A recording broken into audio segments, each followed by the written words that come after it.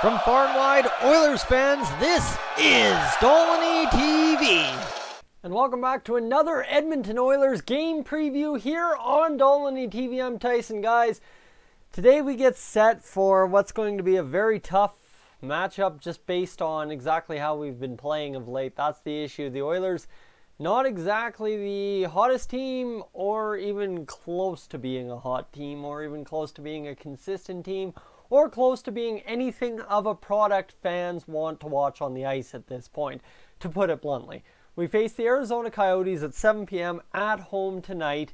Mikko Koskinen's your probable starter, right? Things look like pretty normal for the Oilers, with the save exception for a couple of things. However, the one thing I gotta get to, because this is what you guys are really trying to hammer home to me, is for the Oilers, what's the wild card situation look like? I say 20 out of the next 24. That's just to be safe, obviously. Oh, bless me.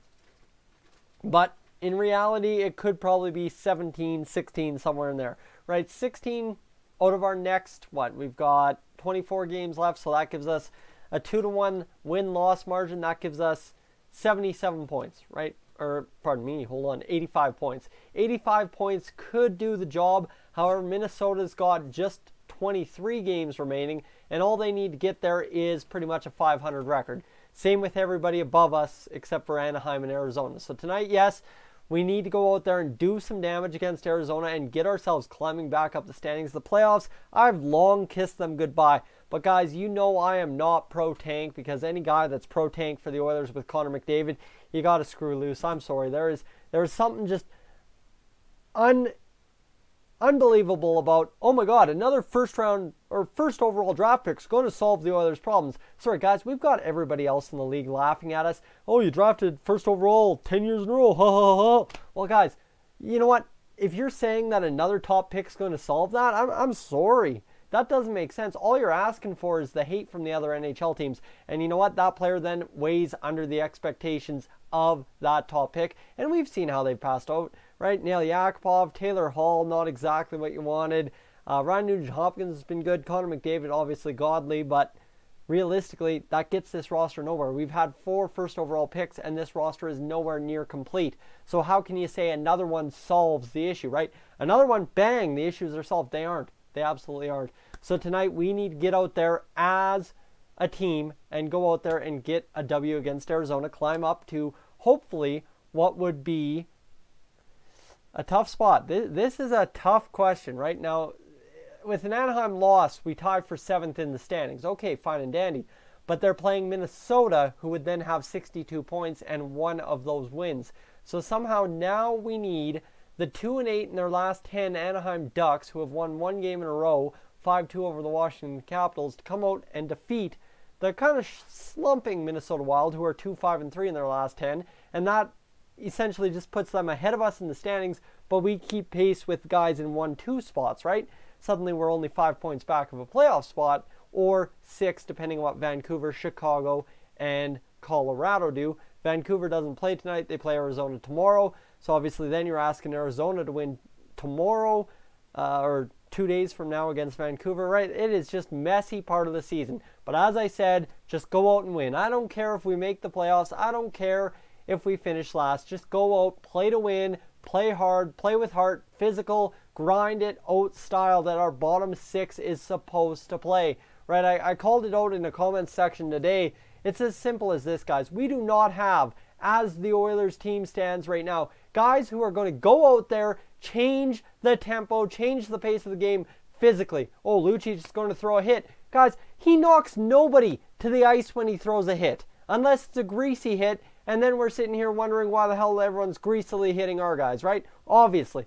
But there's no step up into him in the middle of the ice. Adam Larson is the last hit I can remember that wasn't on the greasy side in the middle against Tomas Hertl a couple of games ago. You have 1 in, 5 games? That does not do any good for a team trying to, A, stay away from tanking, B, maybe make the playoffs if somehow all the math somehow figures itself out, and C, guys, these guys look like a bunch of pathetic wannabes when they play with no heart and physicality, and that's what we've been basically saying about this team. I'm reading comments now on my channel saying, might as well just call up all the AHLers and send these millionaires who don't want to do nothing down there and show them what they're really worth, right? That's essentially the kind of stuff Oilers fans, NHL fans are saying about our own team, right? It's a disaster at this point. So the only solution is to go out there and drop them, do whatever you have to do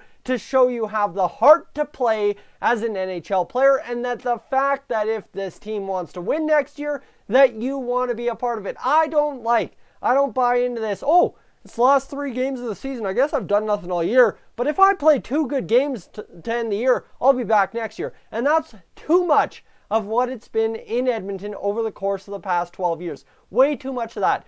If you want to be on this team next year, you got to show and prove in the next 24 games from here on out that in win or lose, you are there competing not 100%, not 110, 120% every night, doing the best job you can. No muffins on net.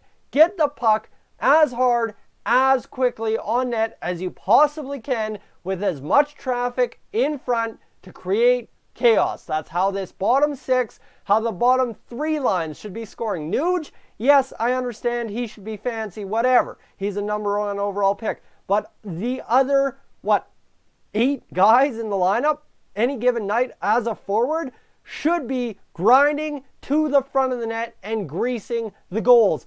Obviously, they don't want to go to the tough areas. They don't want to play hard. They just want to put the puck on net.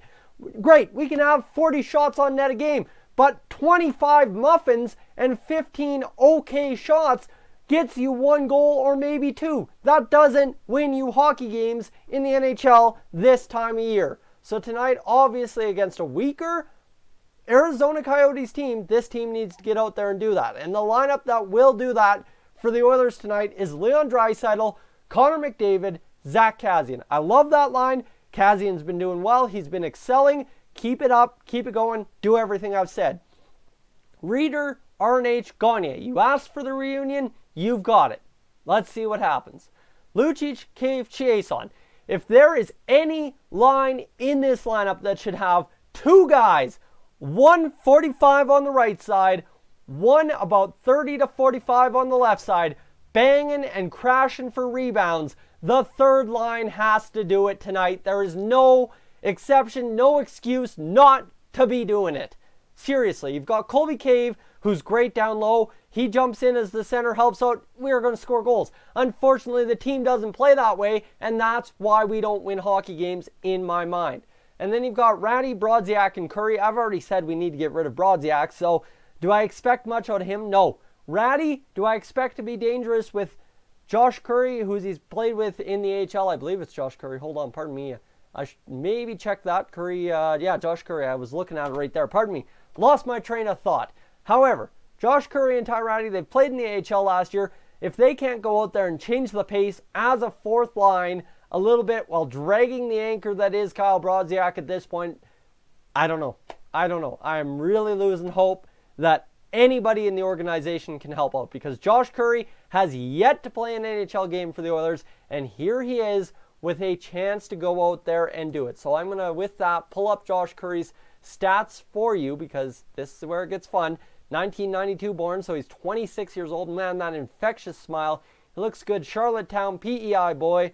And you see he has never played an NHL game. However, he's had 2 back-to-back seasons of 35-plus points. This year in 68 games, he's had 46 points for the Bakersfield Condors. 20 of those being goals. Guys, if he's going to go out there and change the tempo, everybody else better damn well do it too. So for the Oilers, it's tough, right? And now, of course, we get to the discussion. Benning's back tonight. Sekera's in the lineup for the first time. Guys, if this is not a different effort from our Oilers club, you might as well just shut your TV off and call it a season. Because this is as close to a good lineup as the Oilers are going to get the rest of the year. You know what? Save Colby Cave for Jujhar Khaira. Save Ty Ratty for Jujhar Khaira. Save Kyle Brodziak for Jujhar Khaira. Whatever. It's interchangeable. The only thing is Jujar has a couple more points because him and RNH had a little bit of chemistry going there for a couple games, and he got a couple of assists and goals thrown in. So what do I expect? Like I said, I expect a better effort, but is a better effort really going to win us hockey games at this time of year, given how poor and terrible our effort has been? I don't think so. So with that said, as you can read across my shirt, pretty sure these guys right here are going to win the hockey game tonight, just given it's the Edmonton Oilers, and I don't have much faith at this point. But if they do everything I said, and they have a great effort as I am hoping for, maybe we just see a W and we start climbing the standings with a little bit of help. Don't mind me if I'm wrong. Anyways, guys, I'm Tyson. This is Dolynny TV. That's your game preview tonight. I am up on out of here.